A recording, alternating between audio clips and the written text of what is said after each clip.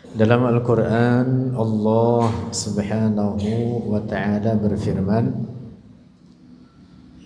"Wa ma atakumur rasulu fakhudhuhu wa ma nahakum anhu fantahu." Wa ma atakum, dan apa atakum yang datang terhadap kalian, Ar-Rasulu oleh Rasulullah, yang dimaksud dibawa olehnya daripada ajaran-ajaran agama ini atau apapun termasuk yang diberitakan olehnya, fakhudhuhu, maka ambillah ia. Wa ma nahakum, dan apa yang mencegah terhadap kalian, melarang terhadap kalian oleh Rasulullah sallallahu alaihi wasallam, anhu, darinya, fantahu, maka hindarilah atau jauhilah oleh kalian. Nah, di bagian akhir ayat ini, wa ma nahakum anhu fantahu, jadi yang wajib dihindari dan dijauhi, yang dimaksud adalah perkara yang haram, yaitu yang dilarang oleh Rasulullah sallallahu alaihi wasallam. Yang dilarang oleh Rasulullah. Ingat-ingat di sini. Redaksi ayatnya begitu. Wa ma nahakum, dan apa yang mencegah terhadap kalian, anhu, darinya, fantahu, maka jauhilah, ay fajtanibuhu, hindarilah oleh kalian, jauhilah oleh kalian. Nah, jadi garis bawahi di sini, apa yang dilarang atau apa yang wajib dihindari adalah apa yang dilarang, bukan apa yang ditinggalkan. Ini penting ini. Bukan apa yang ditinggalkan oleh Rasulullah. Redaksi ayatnya bukan mengatakan wa ma taraka, apa yang ditinggalkan oleh Rasulullah, tapi tidak begitu. Tapi dengan apa redaksinya? Wa ma nahakum. Nah, sehingga sebatas apa yang ditinggalkan oleh Rasulullah itu belum tentu sebagai perkara yang haram. Lihat ini ngaji usul fikih ini. Apa yang ditinggalkan oleh Rasulullah, tidak dikerjakan olehnya, belum tentu itu sebagai sesuatu yang haram. Yang haram itu yang apa? Dilarang oleh Rasulullah. Ayatnya begitu, wa ma nahakum anhu famatahu. Mengapa? Oleh karena tidak setiap perkara yang tidak dikerjakan oleh Rasulullah sebagai perkara yang dilarang darinya. Dan banyak perkara-perkara yang tidak dikerjakan oleh Rasulullah baru kemudian ada setelah wafat Rasulullah. Bahkan sangat-sangat banyak. Di antaranya yang paling nyata itu apa? Pembukuan ilmu-ilmu agama. Di zaman Rasulullah, misalkan di dalam ilmu hadis, kita diperkenalkan oleh para ulama kita ada hadis sahih, ada hadis hasan, dan ada hadis dhaif. Jadi kualitas hadis ini terbagi pada tiga ini. Wa ahlu hadzal ilmi qassamus sunan ila sahihin wa dhaifin wa hasan. Al-Hafidz Al-Iraqi dalam Alfiyah Al-Iraqi mengatakan begitu. Kualitas hadis terbagi kepada tiga ini: sahih, hasan, dan dhaif. Di zaman Rasulullah ada penyebutan kategori Tiga model kualitas hadis ini ada tidak? Tidak ada. Itu datang belakangan. Belum lagi istilah-istilah yang lain dalam ilmu hadis, kajian-kajian pada aspek-aspek lain dalam ilmu hadis sangat luas. Kita nanti diperkenalkan di dalamnya terkait dengan sababul wurud, diperkenalkan di dalamnya misalkan dengan varian hadis dhaif. Oleh karena hadis dhaif itu ada banyak macamnya. Diperkenalkan di dalamnya terkait dengan model-model redaksi hadis, ada yang am, ada yang khas, ada yang mutlak, ada yang muqayyad dan lain sebagainya. Ada nasikh, ada mansukh. Itu semua datang belakangan. Belum lagi ilmu-ilmu yang lain. Tidak ada di zaman Rasulullah. Nah, jadi kembali lagi. Ayat itu tadi, wa ma nahakum anhu fantahu, yang wajib kita tinggalkan sebagai perkara haram adalah apa yang dilarang secara sharih, secara sharih, secara tegas oleh Rasulullah sallallahu alaihi wasallam, bukan apa yang ditinggalkan olehnya. Dapat dipahami ini? Nah, karena itulah maka imam mazhab kita al-Imam Syafi'i Muhammad ibn Idris, sahibul mazhabin nafis, al-Imam Syafi'i Muhammad ibn Idris, imam mazhab kita, berkata sebagaimana perkataan beliau ini diriwayatkan oleh Al-Imamul Baihaqi dalam kitab namanya Manaqibus Syafi'i. Juga diriwayatkan oleh banyak para ulama lainnya bahwa beliau Al-Imam Syafi'i berkata, al-muhdatsatu minal umuri darbani. Al-muhdatsatu, perkara-perkara baharu, perkara-perkara baharu, minal umuri, dalam urusan-urusan agama ini darbani ada dua macam.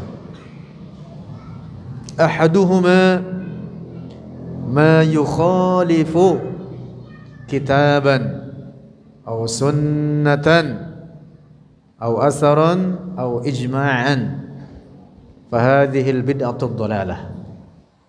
Yang pertama adalah perkara baharu yang menyalahi Al-Quran, menyalahi hadis, menyalahi asar, atau menyalahi ijma'. Fahadhihi al-bid'atu ad-dhalalah, maka inilah yang disebut dengan bid'ah dhalalah. Wasani, dan yang kedua, ma uhdisa minal khair, perkara baharu dari kebaikan, perkara baharu yang dirintis, minal khair, dari kebaikan, la yukhalifu liwahidin min hadha, tidak menyalahi salah satu dari apa yang tersebut tadi, tidak menyalahi Al-Quran, tidak menyalahi hadis, tidak menyalahi asar, tidak menyalahi ijma', fahadhihi muhdatsatun ghairu mazmumah, maka ini perkara baharu yang tidak tercela. Jadi imam mazhab kita membagi bid'ah kepada dua bagian. Yang tercela itu yang mana?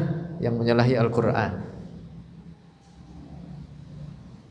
Tetapi kalau sejalan dengan Al-Quran, maka berarti tidak tercela.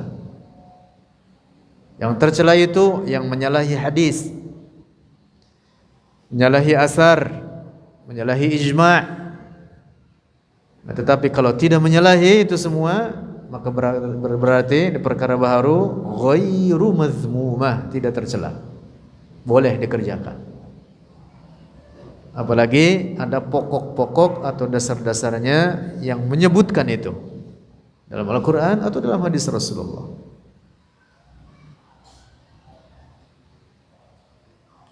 Nah, jadi redaksi ayat tadi yang kita sebutkan di awal, wa ma nahakum anhu fantahu, ini memberikan pemahaman kepada kita bahwa perkara yang haram itu adalah apa yang dicegah oleh Rasulullah dengan redaksi nahi sharih.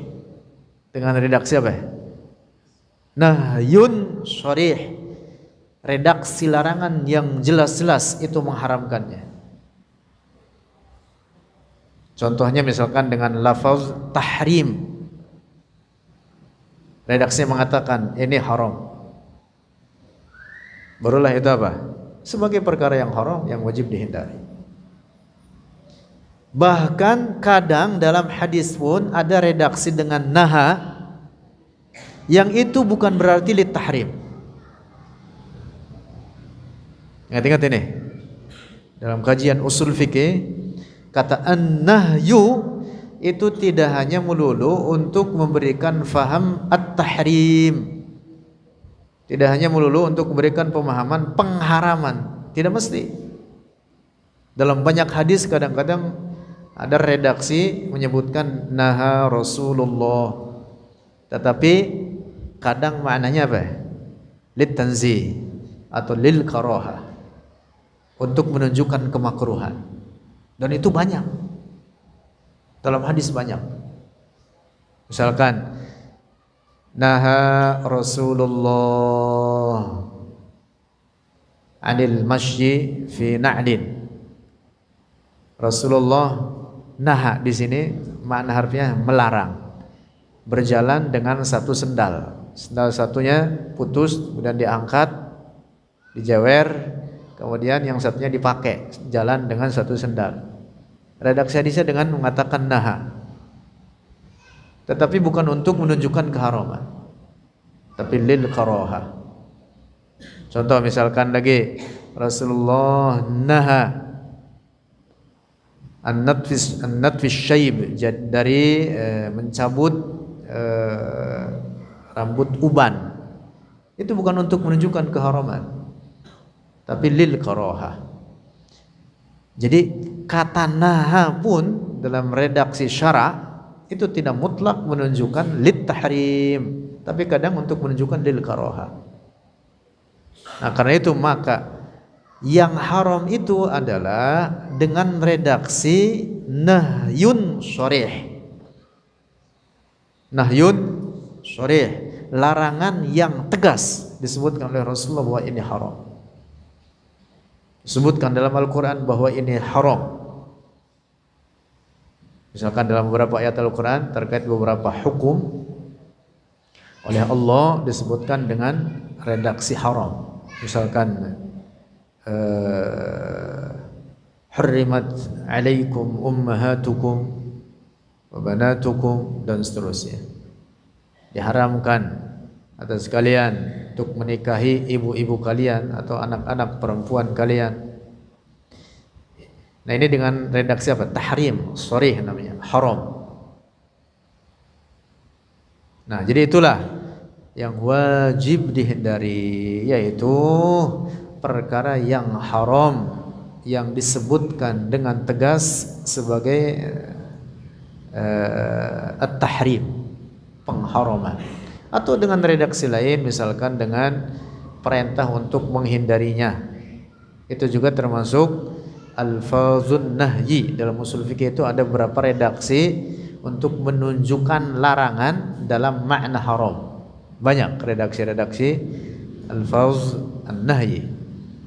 Walaupun itu tadi belum tentu an-nahyu itu menunjukkan lit-tahrim.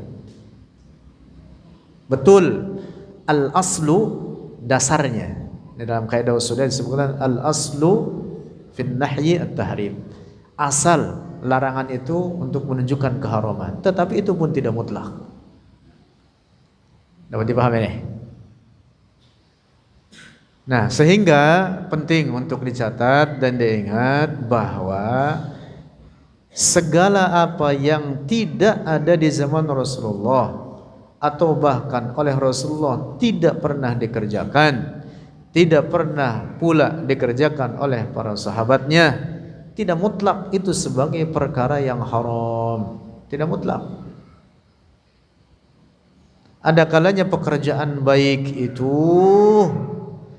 belum terjadi zaman itu, tapi kemudian baru terjadi setelah wafat Rasulullah dan para sahabatnya.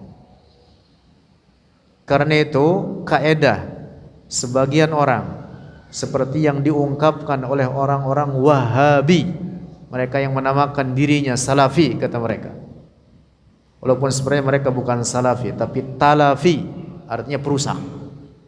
Mereka mengatakan apa?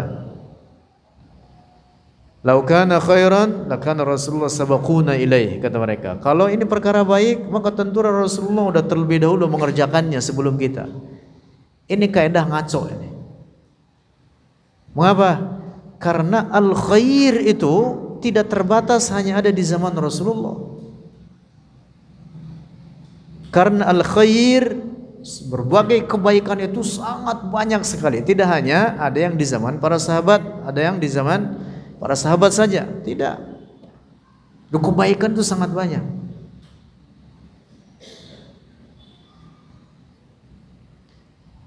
Dibukukannya Al-Quran, baik tidak? Baik. Di zaman Rasulullah tidak dibukukan, belum menjadi sebuah buku. Paham ini? Ilmu-ilmu agama dibuat berbidang-bidang. Ini fan ilmu tauhid, ini fan ilmu hadis, ini fan tafsir, ini fan ilmu tafsir. Hadis pun ini hadis, ini ilmu hadis. Al-Quran, ini ilmu Al-Quran. Oh, itu nanti apa namanya, cabangnya banyak, bab-babnya sangat banyak. Belum lagi berbagai ilmu lainnya. Ada fikih, ada usul fiqh. Di zaman Rasulullah penamaan-penamaan seperti itu dan kajian-kajian di dalamnya belum ada. Bid'ah tidak. Bid'ah tidak ada di zaman Rasulullah. Tapi baik tidak? Baik, jelas baik. Kalau bukan karena para ulama mujtahid, maka tentu kita ini menjadi pada bingung. Mengapa? Karena Al-Quran itu butuh penjelasan. Siapa yang menjelaskan? Para ulama ahli tafsir, para imam mujtahid. Bukan orang-orang semacam kita.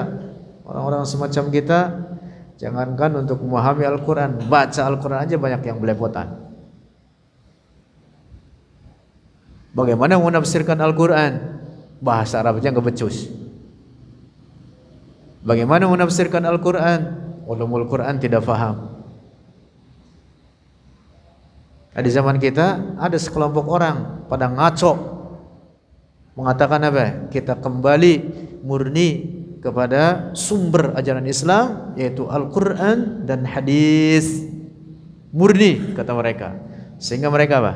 Tidak mau membaca kitab-kitab para ulama. Orang seperti ini menunjukkan tolol, blow on, bego. Buat dia semua tuh. Bukti buat dia apa? Nggak bisa ngaji kitab. Orang ngomong gitu mesti, kalaupun dia merujuk kepada Al-Quran, yang menjadi rujukannya adalah terjemahan Al-Quran. Hadis, terjemahan hadis, lalu ditafsirkan oleh otak dia. Nauzubillah. Rusak agama ini kalau difahami seperti itu. Allah berfirman, fas'alu ahla dzikri in kuntum la ta'lamun. Kita ini bukan orang-orang alim, maka dalam memahami agama bagaimana caranya? Is'alu ahla dzikri. Tanya kepada para ulama, ikuti para ulama. Jangan memahami Al-Quran semau kita atau difahami masing-masing kepala kita. Rusak agama ini kalau difahami seperti itu. Nah, ini harus diperhatikan. Oleh karena ada sebagian masyarakat kita, sekelompok anak-anak muda membawa jargon. Kata mereka, ini jargonnya seakan-akan keren. Mengatakan apa? Kami kembali kepada Al-Quran dan hadis. Atau kata mereka, rujukan kami murni, yaitu Al-Quran dan hadis. Ini menunjukkan orang tersebut tolol. Ini menunjukkan orang tersebut apa? Tidak pernah baca kitab para ulama. Sekaligus menunjukkan bahwa ini orang tidak mampu untuk membaca kitab para ulama. Paham tidak ini? Masya Allah. Para ulama itu menulis kitab tafsir berpuluh-puluh jilid. Itu artinya bahwa memahami Al-Quran tidak sesederhana terjemahannya. Nah, jadi jangan membaca Al-Quran dan memahaminya dengan akal kita sendiri, kemudian difahami lewat terjemahannya, lewat hawa nafsu kita, semau kita. Na'udzubillah. Na'udzubillah.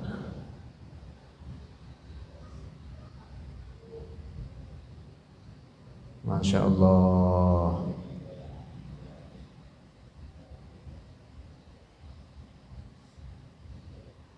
Dalam Az-Zamzami katakan apa? Dalam Nazam Az-Zamzami katakan apa?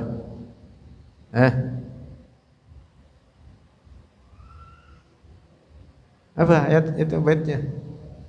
Nazam Az-Zamzami.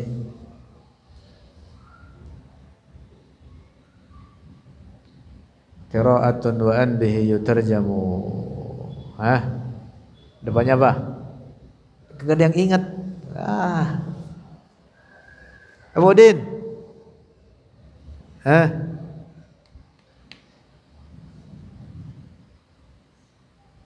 Depannya apa? As-suratul Thaifatul tarjamah salasu ayat li aqalliha sima. Terus Benu alal qawli bihi katabati wal fadlul ladzi fihi minhu atati. Terus?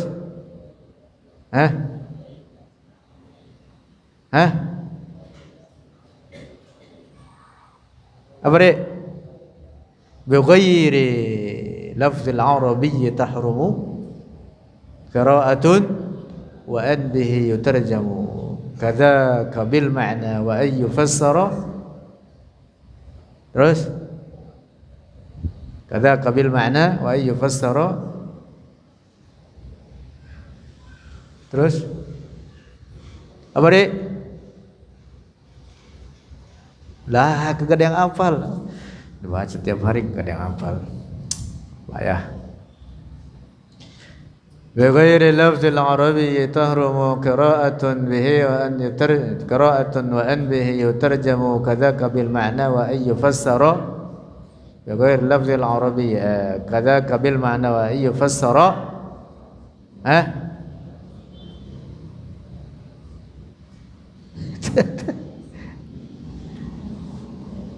Nah, jadi begitu. Al-Quran itu tidak boleh difahami lewat terjemahannya. Masya Allah. Di masyarakat kita timbul beberapa golongan anak muda pada ngaco gitu. Nauzubillah.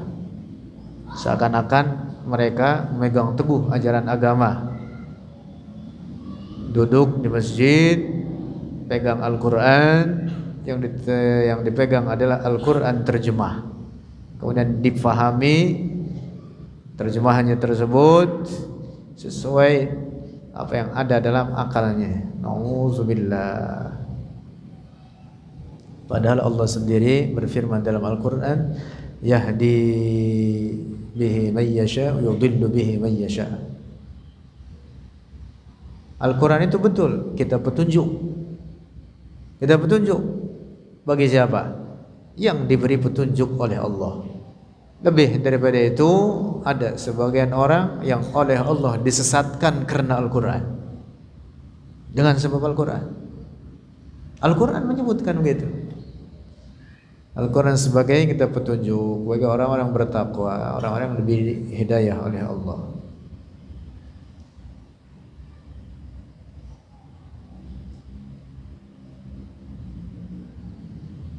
Dalam Quran ada ayat-ayat mutasyabihat, ada ayat-ayat muhkamat. Ayat-ayat mutasyabihat tidak dapat difahami dengan terjemahan. Kalau hanya difahami lewat terjemahannya, otomatis rusak akidah itu. Akidah bahkan yang rusak, fatal. Ayat-ayat mutasyabihat jika difahami dalam makna harfiahnya, makna literalnya atau makna zahirnya, nauzubillah, itu otomatis orang itu akan apa? Akan tersesat, bahkan jatuh dalam kekufuran. Demikian pernyataan para ulama, seperti diantaranya dikatakan oleh Imam As-Sayyid Ahmad Ar-Rifa'il Kabir. Beliau mengatakan apa? Sunu aqaidakum minat tamassuki bi zahiri ma tashabaha minal kitab was sunnah fa inna dzalika min usulil kufr. Jadi berpegang teguh dengan ayat-ayat mutasyabihat di dalam Al-Quran itu adalah penyebab utama dari kekufuran. Orang kalau pegang terjemahan Al-Quran, ketemu ayat mutasyabihat, terjemahannya harfiah, itu orang bisa tersesat, bahkan bisa jatuh dalam kekufuran. Nauzubillah. Baca kitab halaman berapa? 49.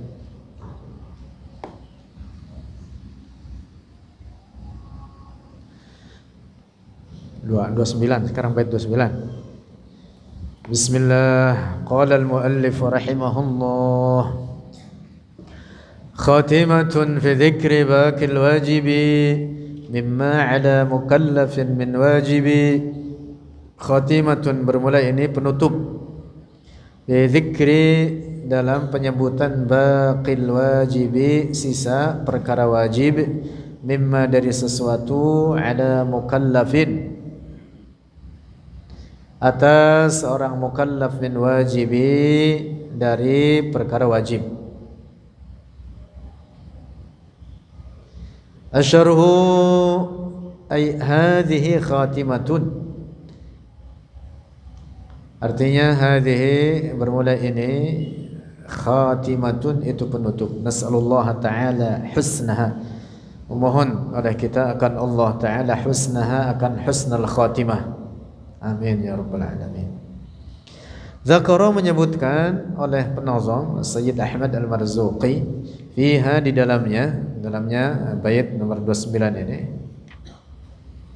manzumah atau dalam khatimah, an-nazimu oleh penazam, umuran akan beberapa perkara, bit tafsili dengan rinci, yalzamu ma'rifatuha yang lazim oleh mengenalnya, akan umur. Waqad akhadha dan telah mengambil an-nazimu oleh penazam fi bayaniha dalam penjelasannya umur.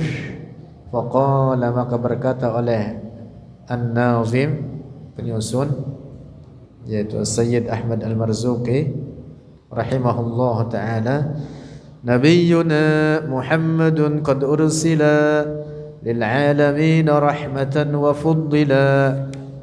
Nabiyyuna, nabi kita Muhammadun, nyatanya Muhammad, qad ursila sungguh telah diutus, lil alamin bagi seluruh alam, rahmatan sebagai rahmat, wa fuddila dan telah diutamakan. Yang dimaksud atas seluruh makhluk lainnya. Asyarah annahu sungguhnya wajib ala kulli mukallafin, wajib atas setiap mukallaf ay ya'taqida untuk meyakini anna khatamal anbiya'i, sesungguhnya penutup para nabi wal mursalin dan para rasul, sayyiduna itu pemimpin kita, wa nabiyyuna dan nabi kita Muhammadun sallallahu alaihi wasallam. Arsalahu telah mengutus akan Muhammad Allah oleh Allah Ta'ala rahmatan sebagai rahmat, lil alamin, bagi seluruh alam. Wa faddalahu, dan telah mengutamakan oleh Allah hu akan Muhammad ala jami'il makhluqina, atas seluruh para makhluk. Qala ta'ala, berfirman Allah Ta'ala, wa ma arsalnaka illa rahmatan lil alamin. Wa ma arsalnaka, dan tidaklah mengutus oleh kami akan engkau wahai Muhammad, illa, kecuali rahmatan, sebagai rahmat, lil alamin, bagi seluruh alam. Ini ayat dalil menunjukkan bahawa Rasulullah adalah afdalu khalqillah. Ingat-ingat ini. Alam itu apa? Ma huwal alam? Kullu ma siwallah, segala sesuatu selain Allah. Alam itu apa? Segala sesuatu selain Allah. Dalam ayat ini Allah berfirman, wa ma arsalnaka illa rahmatan, tidaklah mengutus oleh kami akan engkau wahai Muhammad, illa rahmatan, kecuali sebagai rahmat, lil alamin, bagi seluruh alam. Menunjukkan bahawa Rasulullah lebih utama dari seluruh alam.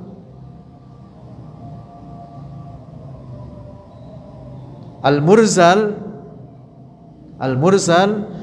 menunjukkan ayat ini, al-mursal yaitu yang diutus, dalam hal ini Rasulullah, itu lebih utama daripada mursal ilaihim, yang diutus terhadap mereka. Mursal ilaihim dalam hal ini siapa? Alam ini dengan segala isinya. Paham tidak ini? Jadi memberikan pemahaman ayat ini, sebutkan oleh Allah, wa ma arsalnaka illa rahmatan lil alamin, tidaklah mengutus oleh kami akan engkau wahai Muhammad kecuali rahmat bagi seluruh alam. Ini menunjukkan bahawa Rasulullah lebih utama dari seluruh alam tersebut. Dan karena itu maka Rasulullah lebih utama daripada bumi ini dengan segala isinya, lebih utama daripada langit dengan segala isinya, yaitu para malaikat. Langit yang 7 lapis itu penuh dengan para malaikat, penuh dengan para malaikat. Langit itu adalah maskanul malaika, tempat tinggalnya para malaikat. Rasulullah lebih utama daripada surga dengan segala isinya, lebih utama daripada al-arshul majid, al-arshul azim, lebih utama daripada al-lawhul mahfuz, al-baitul ma'mur, al-qalamul a'la, al-jannatun na'im. Lebih mulia daripada surga dengan segala isinya dari seluruh makhluk Allah apapun secara mutlak. Itu makna ayat, wa ma arsalnaka illa rahmatan lil alamin. Nah, karena itu para ulama kita seperti misalkan Syekh Ibrahim Al-Laqani dalam Jawharatut Tauhid, beliau mengatakan, wa afdalul khalqi 'alal itlaqi nabiyyuna famil 'anil syiqaqi. Wa afdalul khalqi, dan paling utama makhluk, 'alal itlaqi, secara mutlak, nabiyyuna, yaitu nabi kita Muhammad sallallahu alaihi wasallam, famil 'anil syiqaqi, maka hindarkanlah dari perpecahan atau perbedaan pendapat. Afdalul khalqi 'alal itlaq. Nah, dapat dipahami ini. Nah, jadi ini ayat dalil menunjukkan bahawa Rasulullah adalah afdalu khalqillah. Firman Allah, wa ma arsalnaka illa rahmatan lil alamin. Wallahu a'lam bissawab.